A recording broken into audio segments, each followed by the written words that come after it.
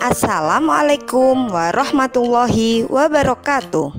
Hai anak-anakku yang soleh-solehah, bagaimana kabarnya? Semoga tetap sehat dan selalu semangat. Sebelum mulai, mari kita berdoa terlebih dahulu. Bismillahirrahmanirrahim. Rabbi zidni ilma warzuqni fahma. Ya Allah, tambahkan ilmuku dan berilah aku pemahaman. Amin.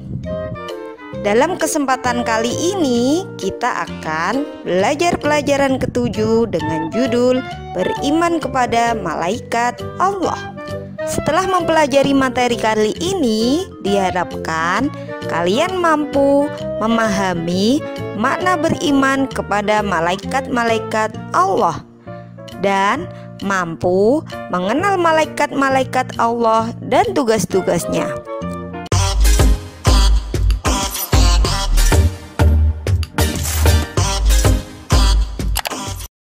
Anak-anak, mari kita cermati ayat berikut ini. Bismillahirrahmanirrahim. Kullun amana billahi wa malaikatihi wa kutubihi wa rusulih.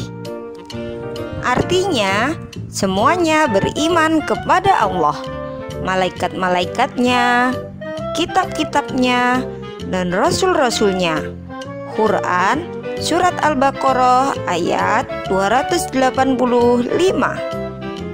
Ayat tersebut menjelaskan kepada kita bahwa orang-orang yang beriman sudah pasti beriman kepada Allah, malaikat-malaikatnya, kitab-kitabnya, dan rasul-rasulnya. Inilah beberapa rukun iman yang wajib kita percayai. Di antara rukun iman tersebut ada yang namanya iman kepada malaikat-malaikat Allah. Yuk kita pelajari bersama. Anak-anak, sekarang kita akan membahas tentang makna beriman kepada malaikat-malaikat Allah. Coba kita lihat. Ada hembusan angin yang menggerakkan pohon atau daun-daun berikut. Apakah kalian melihat anginnya? Jika kalian berada di luar, lalu kalian merasakan hembusan angin, apakah kalian yakin angin itu ada? Meskipun kalian tidak melihatnya. Nah, begitu pula dengan malaikat Allah. Beriman kepada malaikat Allah berarti meyakini bahwa malaikat itu ada, meskipun tidak bisa kita lihat. Karena malaikat itu ghaib, yang artinya tidak bisa dilihat oleh mata manusia. Beriman kepada malaikat-malaikat Allah juga berarti meyakini bahwa malaikat itu makhluk ciptaan Allah dan tidak boleh kita sembah, karena malaikat hanyalah salah satu makhluk yang diciptakan oleh Allah, seperti manusia, jin, dan benda-benda alam lainnya yang diciptakan untuk beribadah kepada Allah. Sehingga kita tidak boleh menyembahnya, karena yang wajib disembah hanyalah Allah Subhanahu wa Ta'ala. Dan dengan beriman kepada malaikat Allah, kita harus meyakini bahwa malaikat memiliki sifat-sifat khusus. Sifat-sifat khusus inilah yang membedakan malaikat dengan makhluk Allah lainnya. Lalu, apa saja sifat-sifat khusus itu? Pertama, malaikat selalu patuh kepada perintah Allah. Malaikat itu tidak pernah membantah apapun yang diperintahkan oleh Allah. Dua, malaikat tidak mati. Malaikat akan terus ada bahkan sampai manusia berada di alam akhirat. 3. Malaikat diciptakan dari cahaya atau nur. 4. Malaikat tidak makan dan tidak minum. 5. Malaikat tidak mempunyai jenis kelamin. Dan yang terakhir, malaikat memiliki tugas-tugas tertentu. Mengenal malaikat Allah dan tugas-tugasnya. Sekarang mari perhatikan nama-nama malaikat dan tugas-tugasnya. Ada 10 nama malaikat yang wajib diketahui. Yang pertama adalah malaikat Jibril, atau sering disebut dengan Ruhul Kudus. Tugasnya menyampaikan wahyu kepada para nabi dan rasul.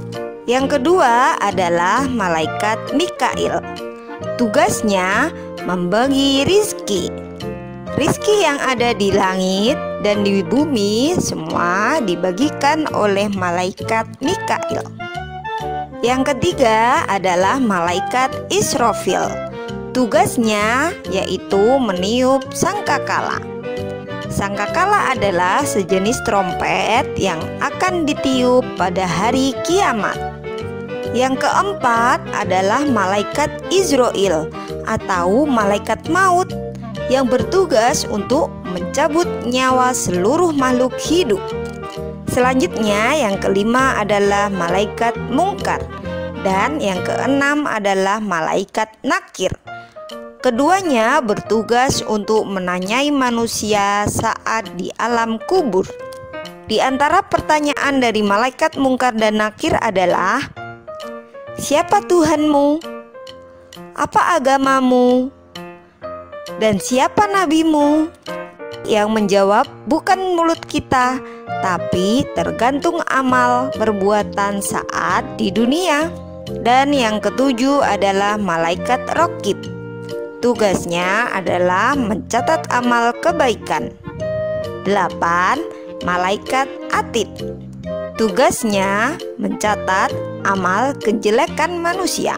Amal kita tercatat semuanya oleh 2 malaikat ini untuk dipertanggungjawabkan di akhirat kelak. Nah, jika kita masuk ke neraka, naudzubillah min zalik, maka kita akan bertemu malaikat yang ke-9, yaitu malaikat Malik, biasa disebut dengan malaikat Zabaniyah. Tugasnya menjaga pintu neraka. Dan jika kita masuk surga, maka kita akan bertemu dengan malaikat Ridwan. Tugasnya menjaga pintu surga. Nah, itulah anak-anak nama-nama malaikat dan tugasnya. Nah, sekarang kita masuk pada kegiatan Ayo Berlatih. Tulis dan jawab pertanyaan berikut ini pada buku tulis kalian. Alhamdulillah, pembelajaran hari ini sudah selesai. Kita tutup dengan membaca doa ya. Subhanakallahumma wa bihamdika asyhadu an la ilaha illa anta astaghfiruka wa atubu ilaik. Assalamualaikum warahmatullahi wabarakatuh.